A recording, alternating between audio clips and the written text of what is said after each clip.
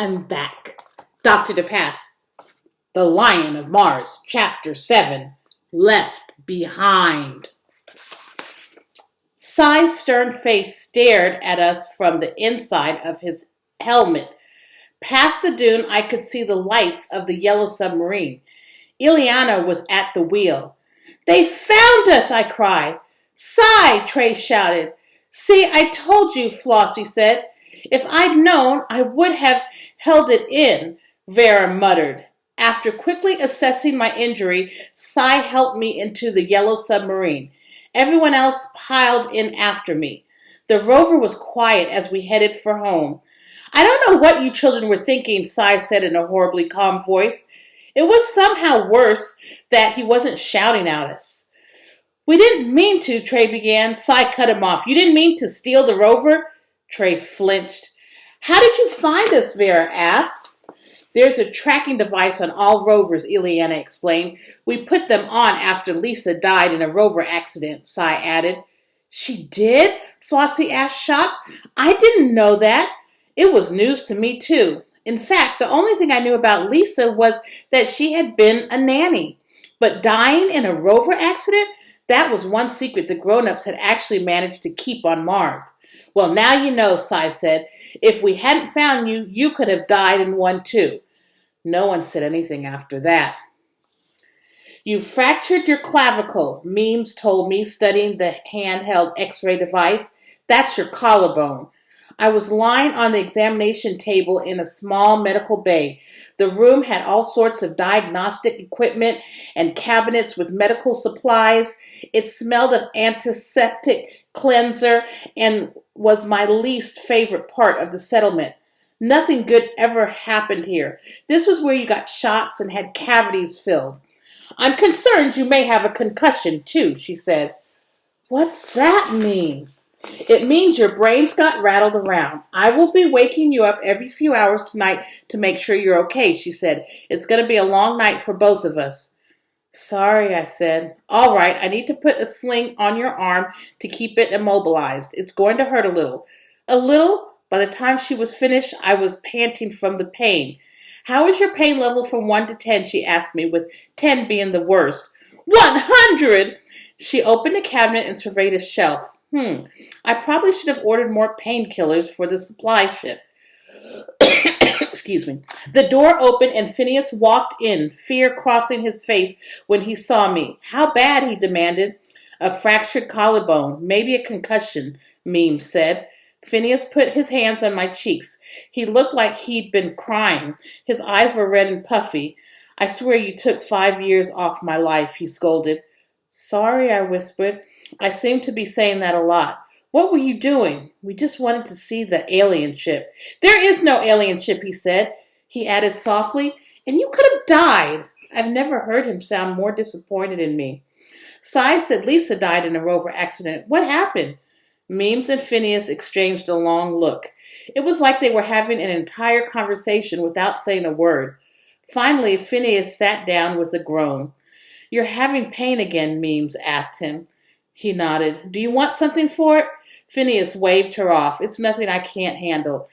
You're so stubborn, Memes said, shaking her head. Not as stubborn as some, he said, turning to me. All right, where do we begin? Where to begin?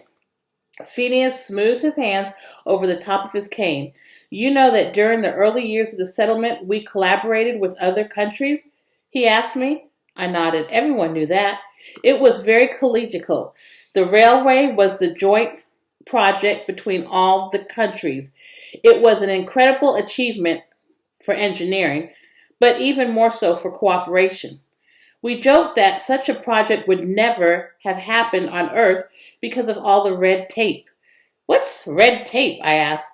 Regulations and rules and all sorts of nonsense that get in the way of progress, he said.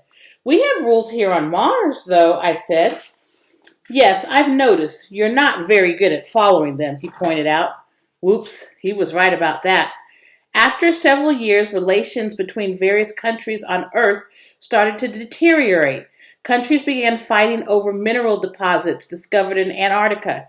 But here on Mars, things were fine. We were in our own little bubble. Then Lisa died. What happened? I asked. Lisa had gone out in a rover with 2 other people, one French, one Russian. There was an accident and she didn't make it back, he said, his eyes sad. Why? I asked. A voice behind me said, because they left her behind. I looked up, startled to see Cy in the doorway. His face was shuttered cold.